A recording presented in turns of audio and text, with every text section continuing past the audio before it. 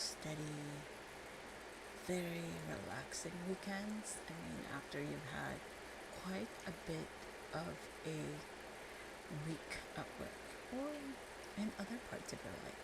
But I'm happy it's Sunday. I'm happy for the reprieve and the respite, and I am rested for the next week that's coming, which is tomorrow. And speaking of which, fabulous people, did you guys happen to catch? Because I only actually am subscribed to Netflix, so don't. I know. Don't side eye Auntie Sarsci now. Anyway, I saw that selling Sons.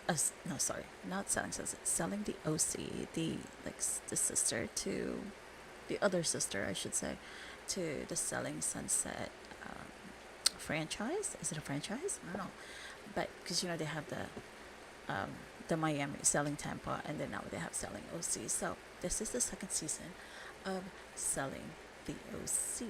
So I actually don't know who owns the franchise to this or whatever have you, but it is what it is. If you happen to recall, Selling the OC season 1 was all kinds of snark, all kinds of like claw digging, and all kinds of controversies. I mean, hello.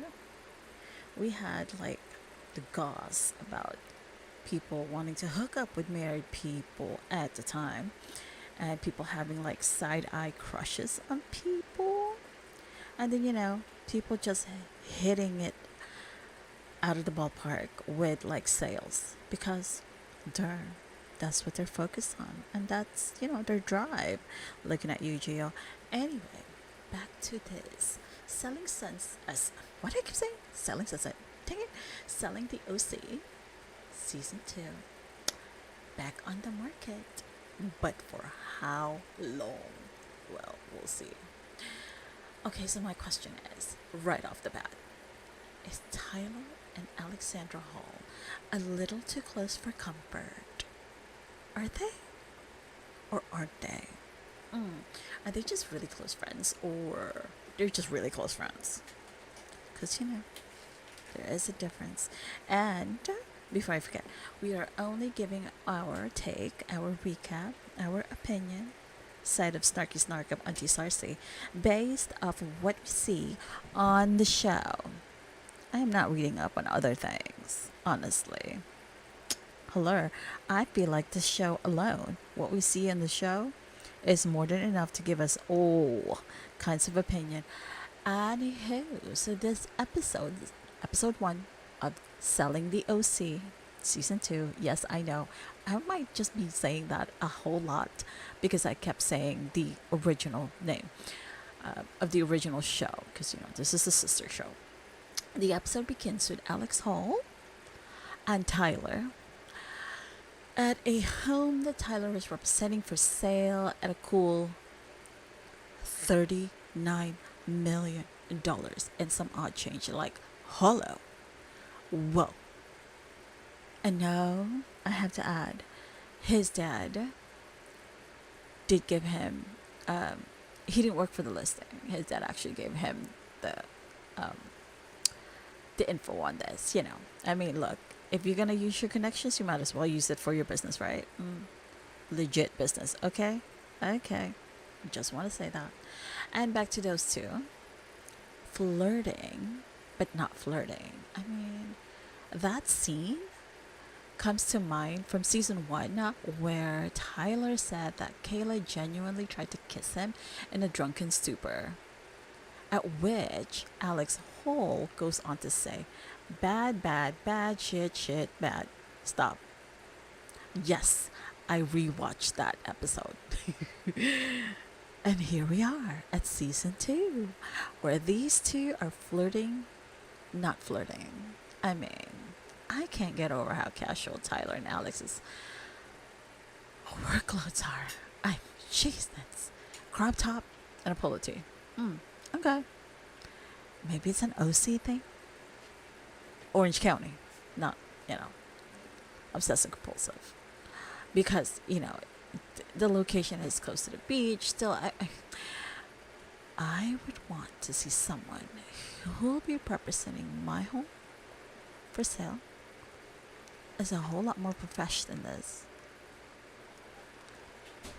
Professional looking, professional dressing, professional all around. But that's just me. But hey, I digress. So again, Tyler and Hall. They're are they or aren't they going to be a couple of this season, I feel? Again, are they just very close friends or very close friends with benefits that we don't see on the screen? But I don't want to see that on screen. At all. At all. It is oozing from the pores though, from where I'm sitting, and that's in front of the screen. That's 32 inches because your Auntie Sarsci is old, honey. I have to add that actual co-workers themselves drop hints about them getting too close for comfort. So, it's not just us watching from our TV screens or our iPads or wherever you're watching this from. And although Tyler seemed to shoot it down, they're also stoking that gossip fire themselves. Oh well, you know what? Camera time is camera time. You know what I mean? Exactly. Gio, well, if you can recall him from season 1, he's still a douche. Enough said. Polly says in this episode she has a squillion things to do, but doesn't miss a beat with those zingers. Gotta love that British humor, don't you? Kayla is on it this season, it seems. And in this episode, I gotta say, the extensions are really giving Brie TC vibes. TAC? Or is it TC? Oops. I think it's Brie TAC. I will just stick with the TAC for now. I mean, again, the extensions is a bit overdone. And the overdone veneers, holy cow, they are too big. Way too big. But you know what? She did sell a property over $5 million, and she's the first bell ringer of season 2, honeys. Yes, fabulous, darling. Even though her extensions are, distracting your Auntie Sarsci, I say, you go, you little hustler. Clap, clap, clap for you. And it's so funny that Jason said that compared to the LA branch, looking at all of you selling Sunset OGs except for Chelsea, Emma, and Mary. The OC branch is doing much better. Yee, damn. Ouch. Way to light a competitive fire under these gals and gents, Jason. You're out of... But I have to say, even though Jason's the owner of the brokerage, he also is selling homes himself. So it's like, hello, if the owner is working harder than you, why do you need to be in the team? Mic drop. Anyway, so moving on. Brandy unfortunately has sad news to share that she lost her mother after filming for season 1 ended. And I can tell that she's still grieving freshly this loss and is keeping busy with endeavors. I hope that she does find time in the middle of her busy days to check in on herself and give herself a break to breathe. I mean, it's necessary. And, mental hugs to her and her family. And while out on a coffee date with Lauren and Polly, Brandy does admit that Tyler's situation isn't something she's keen on touching with a thin 10-foot pole. I mean, Brandy is happily married with children, so she doesn't want that gauze or that sitch slipping into her professional life. You know what I mean? But why is Polly going hard to defend Tyler and Hall's closeness is beyond me. I mean, the dude admits to still being legally married as his divorce has not been finalized yet. So, Polly offended that Kayla tried to kiss Tyler in season 1 while drunk. And her bestie Alex Hall also vilified Kayla's behavior because, according to them, Tyler was still happily married, but now that he's almost not married, almost, it's okay for Hall to sneak in? Double standards for your friend. Gotta love that. Hashtag sarcasm. Anyway, the Alexandras, Jarvis, and Rose, they seem to strike a very thin professional line. When Alex Rose kept up the flirting with their client, because they do the tag team thing, and they are very good at it. They do the door knocking. I mean, hello, that's what keeps their business afloat for them. I mean, that's what keeps their bags filled. So keep on door knocking, honeys. Jarvis wasn't exactly enthused when Rose kept up, the flirting with the client. But hey, look, she can look past that so long as they sell their co-list properties. I mean, money talks, and in this industry, in the millions, honey. Don't you forget it. So back at the office, Tyler offers to co-list a property with Brandy, but before they, haggle out the sharing the info on this property, Tyler pulled Brandy aside to ask her why she has strong opinions about him or his friendship, with Alex Hall. Brandy clarified that her opinion is based on Tyler's current sitch, his divorce being as public as can be, and his obvious closeness with Alex Hall. And yes, Alex was eavesdropping on this condo bar. I mean, she could have just sat there already, but I'm just saying.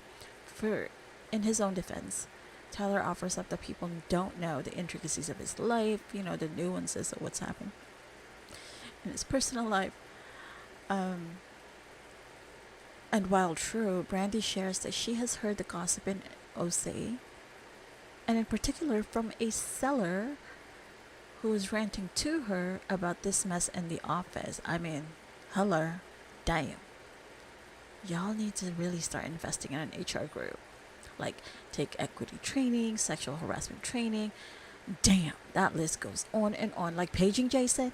Hello, Jason. Your company needs a veritable HR dude. Anyway, back to Brandy and Tyler's combo. Alex asks her coworker to help out Tyler from the marriage advocate. And damn, Brandy adds that she advises Alex Hall stay away from someone going through a divorce because they are still married, legally married. I mean, they may be acting single because they're separated, but they are legally married. Unless otherwise, right? Like, unless they have a legal separation already in place. So, Brandy's telling Alex Hall and, Tyler, don't be so eager to fill that void. Yep. Girl, you nail it. You hit that nail on the head. Alex Hall does join the conversation, but does not do herself any favors. Like, doesn't offer anything for her defense, doesn't actually add anything to the conversation of legitimate claim. Besides, my name was brought up. Yeah, that was her chance to shoot this down, nip this in the bud. But no, yeah, no, girl, you should have just stayed out. Should have just stayed away. So yeah, I mean, look, she still looks, from where I'm standing or sitting, she look all kinds of thirsty, messy, drooling over this yet to be divorced dude at your office. I had to ask, aren't there enough guys in the OC? Well, I'm just saying. But it does look like the next episode is going to be boiling over as the group sets out to couples on Lucas. Until then, share your thoughts in the comment section below. Click that like button. And don't forget to subscribe for more snarky snarks from your resident auntie Sarsci Royale. And I will see you, darling people, in the next go around because, life is all kinds of fabulous and you are fabulous. And no matter what storm you're going under or going through, there is always hope at the end of that tunnel. Keep your chin up, darling. And what I always tell my boss, I will swaddle you in prayers. Yes, because we all need it. And we all need the love. So give yourself grace and give others grace too. And remember to journey in gratitude. Darling dears, all of you fabulous people,